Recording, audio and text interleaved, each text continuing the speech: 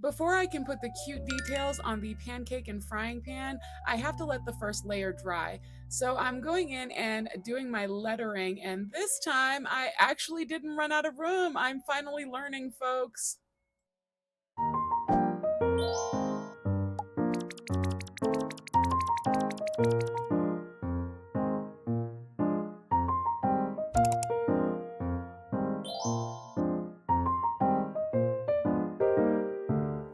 Hello, my friends, and welcome back to Candy Hearts Art.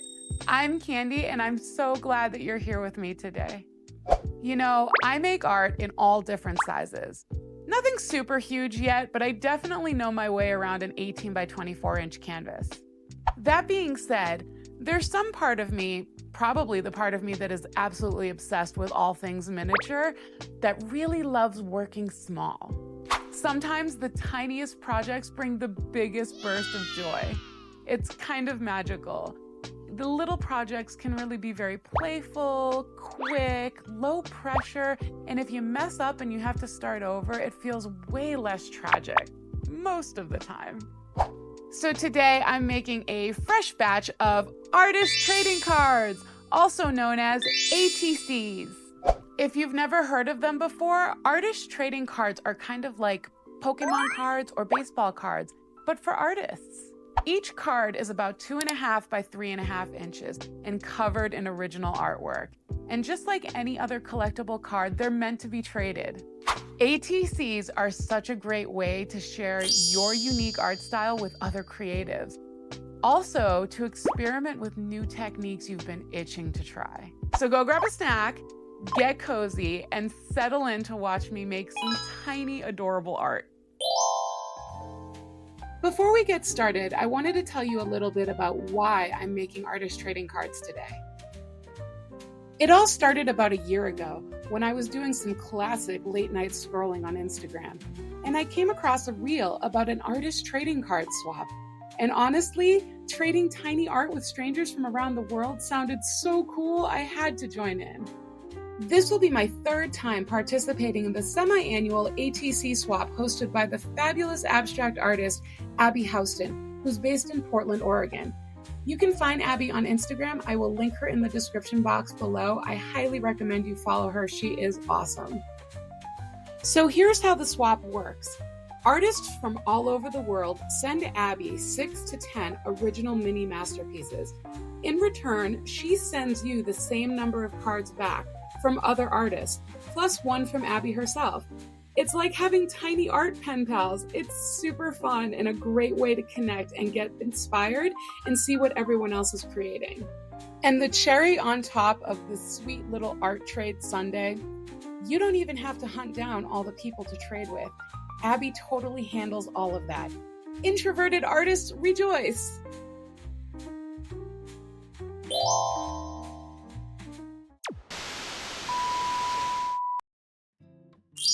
Hi folks, Editing Candy here. Due to some goofy lighting issues, the next part of the video isn't quite up to normal Candy Hearts art standards. Truth be told, I almost scrapped the whole thing because it looked a little vintage. But after putting my perfectionist tendencies in timeout, I realized it was totally watchable, just with a retro twist. If you remember the VHS days, think of it as a fun flashback. If you don't, lucky you, this is your free trip back to a time when be kind, rewind was the mantra.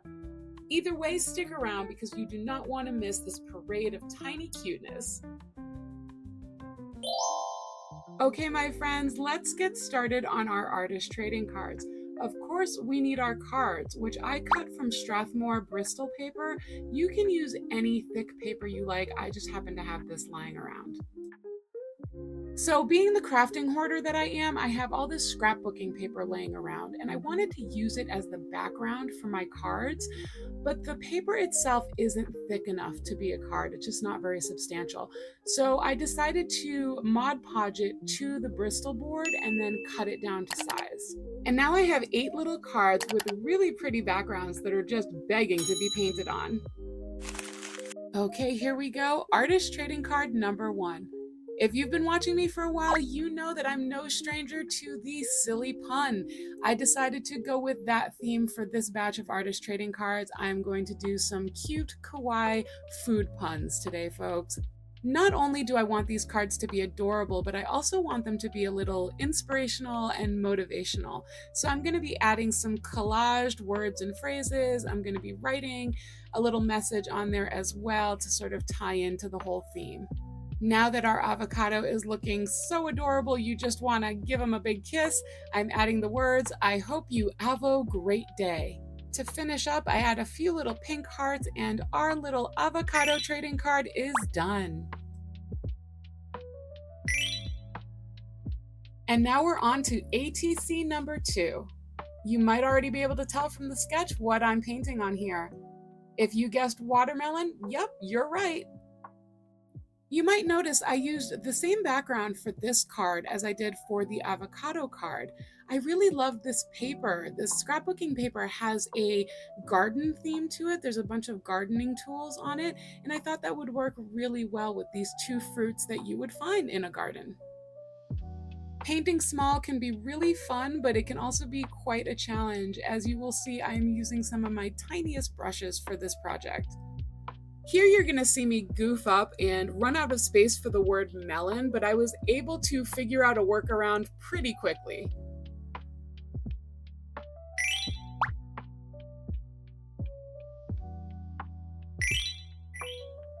Jumping right into ATC number 3, I'm painting this adorable little teacup on this beautiful floral background.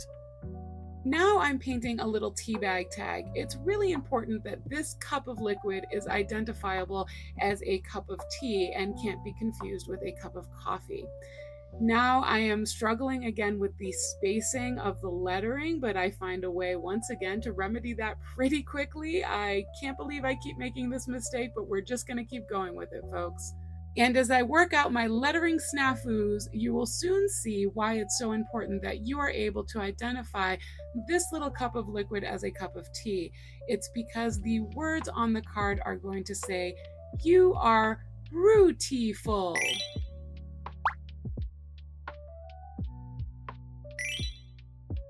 Now it's time for ATC number 4, and I can already tell that this one is going to give me a wicked food craving.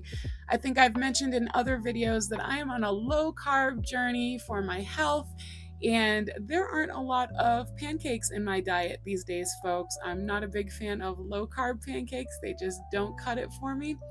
But the next best thing in my world is painting them, especially when I'm making them adorable.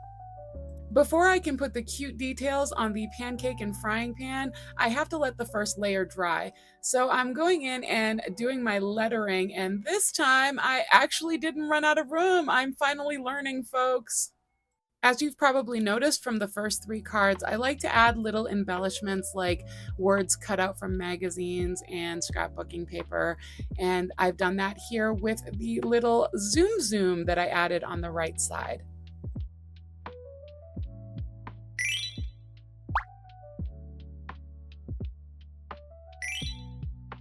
On to ATC number 5. We are about halfway done with these adorable little cards, and I'm having so much fun sharing this process with you guys.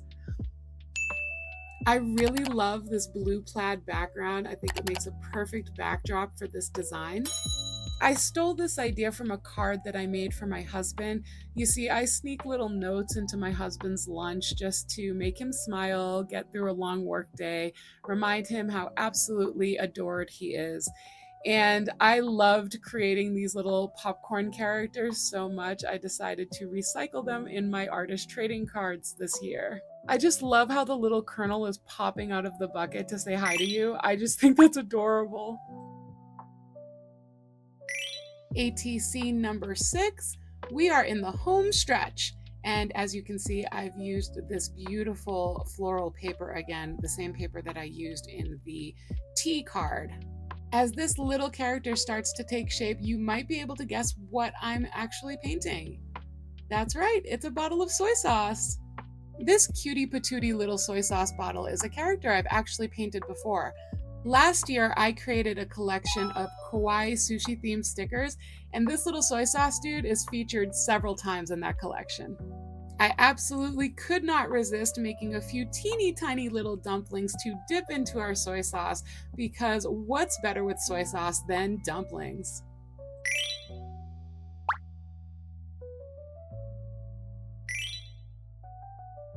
Okay, ATC number, oh God, which number are we on? Oh, right. Okay, we're on number 7. ATC number 7. You guys, I love this card so much. It might be my favorite card of the bunch, but don't tell the other cards. I don't want them to get jealous. You know, truth be told, even though I had so much fun participating in the other swaps, I honestly wasn't planning on joining this round because life's been pretty busy. But as the deadline crept closer, cool little card ideas kept popping into my head, and I was like, okay, yeah, I totally have to do this. And one of those ideas was a sassy little tortilla chip with nacho cheese hair saying, "Mean people are not your problem." And unfortunately, you can't see it in the footage, but the background paper says words like loved, relaxed, grateful, thankful, and I think that really just fits the Zen theme of this card so well. Because sometimes you just gotta find your happy place and let that chip go. Oh my gosh, why is he so cute?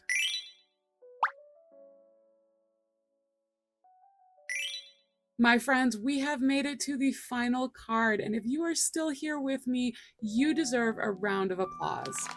I really appreciate you and your commitment to cuteness.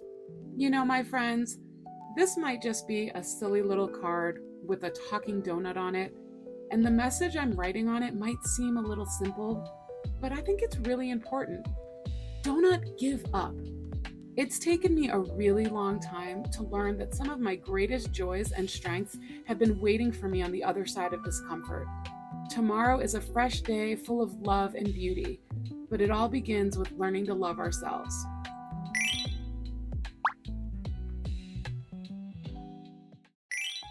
And just like that, my August 2025 artist trading cards are done. I had such a blast making these. I am so glad I didn't skip out on the swap this time around. These ATCs really exceeded my expectations, and I just hope that whoever receives them feels as much joy as I did while creating them. Before we go, I want to give a special shout out to one of my viewers who shared a fantastic tip. Live Ed G writes, "I'm a male artist and I have a large collection of ATCs from around the world. I've been collecting since the 1990s and I keep mine in a 3-ring binder using plastic sleeves made for baseball cards." I absolutely love this idea. It completely solved my "where do I store this beautiful tiny art" dilemma. I had a binder lying around and I quickly ordered the protective sleeves from Amazon. Not only did I get a really cool way to organize all the ATCs I've received from the 2 previous swaps I've done, but I also added in all the little cards I've made over the years to sneak into my husband's lunchbox. They used to live in a little box on a shelf, but now we can flip through them anytime we want and share those sweet, silly memories. So thank you, Live Ed G, for sharing such an awesome and really helpful artist trading card tip. My friends, I want to thank you again for hanging out with me today while I made a big old batch of artist trading cards. I hope you had fun, I hope you had a chance to relax, and I hope you'll come back and see me again real soon. Take care, bye!